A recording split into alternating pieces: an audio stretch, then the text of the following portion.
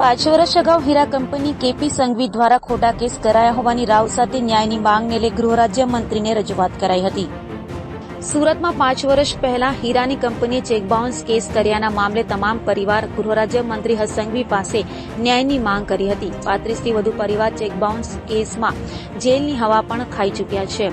તો કેપી સંઘવી હીરાની કંપનીએ ખોટા કેસ કર્યા હોવાના પરિવારોએ આક્ષેપ કર્યા છે। 5 વર્ષ પહેલા નાના યુનિટોમાં ખોટ ગઈ હોવાથી કેપી સંઘવીએ ચૂકવણું કરાયું હતું, જેથી સિક્યુરિટી પેટે રાખવામાં આવેલા ચેક કેપી સંઘવીએ પરત આપ્યા ન હતા। પંચો અને ડાયમંડ એસોસિએશનની હાજરીમાં નાના વેપારીઓએ કેપી સંઘવીએ ચૂકવણું કર્યું હતું। ચૂકવણું કરાયું હોવા છતાં કેપી સંઘવી કંપનીએ સિક્યુરિટીના ચેક પરત આપ્યા ન હતા અને આ ચેક બેંકમાં નાખી બાઉન્સ કરાવી તમામ સામે કેસ કર્યા હતા। તો ન્યાય નહીં મળે ત્યાં સુધી પરિવાર લડત ચલાવશે તેમ પણ તમામે જણાવ્યું હતું।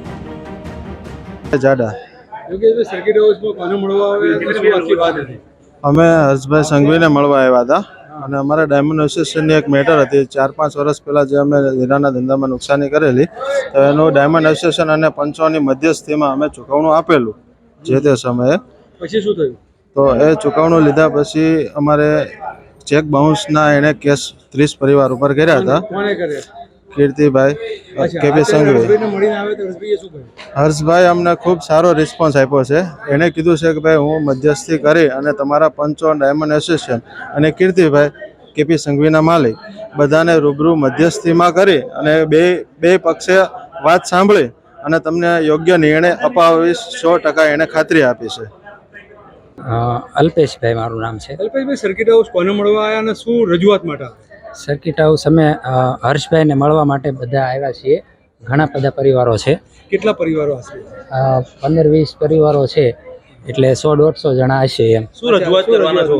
હવે અમારે એક ન્યાય માટે આવ્યા છીએ કે જેમાં સમાજના જે અગ્રણીઓ હોય અને કોઈ વડીલો હોય અને જે સત્તાધિકારીઓ હોય એનો જ આનો પ્રોબ્લેમનો સોલ્યુશન લાવી શકે એવું અમને લાગ્યું। જો એ લોકો માનવતાની રીતે વિચારી અને નિર્ણય લે અને કાંઈ પણ એ પ્રમાણેની એક્શન લઈ શકે તો ઘણા પરિવારોના જીવન બચી શકે તેમ છે।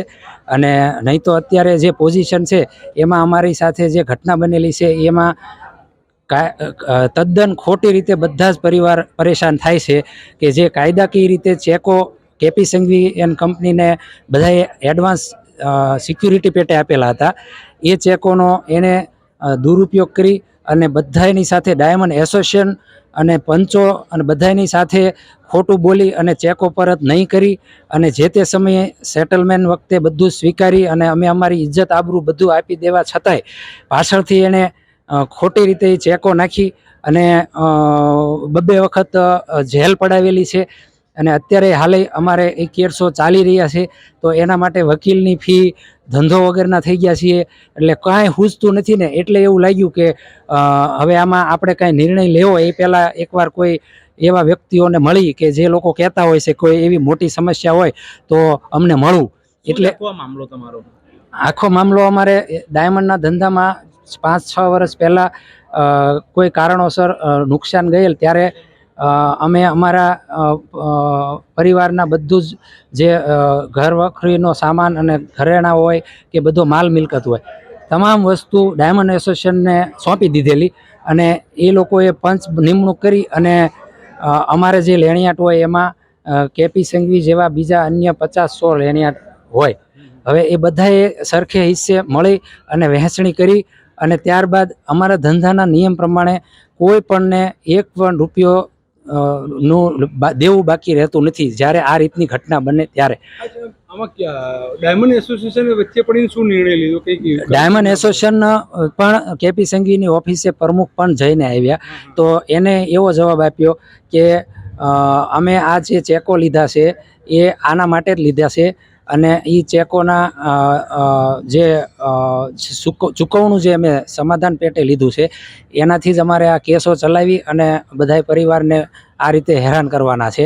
કારણ કે અમારે બધા જ પરિવારો અમને આ રીતે કરેલું છે એટલે અમારે આ ચેકો અમારી પાસે છે તો તમારે ત્યારે અમારી પાસેથી લઈ લેવા જોઈએ। હવે એસોસિએશન જ્યારે ચેકો માંગ્યા ત્યારે એ લોકોએ એવું કીધું કે અમારે ચેકોની એન્ટ્રી ઉલટાવવાની હોય એટલે અમે પછી આપી દઈશું। એટલે એસોસિએશનને એસોસિએશને એ બી રિક્વેસ્ટ કરી કે ભાઈ આ નાના પરિવારો છે, આમાંથી કોઈ માણસ કંઈ ઘટના બનશે તો તમને ભગવાને ઘણું આપ્યું છે, તો હવે આવી રીતે ખોટી રીતે હવે એ લોકો તો ચાલો જે ઘટના નુકસાનીની બની એ અમારા બધા માટે ખોટું હતું, પણ હવે આ રીતે ધંધાના વિરુદ્ધ જઈ અને એ તમે આ જે કરો છો કે તો તમે તો એનાથી મોટા ખોટા થયા, છતાંય તો એને કંઈ અસર નહીં થઈ અને એણે એવું કીધું કે મારે તો કાયદા પ્રમાણે જ ચાલવું છે.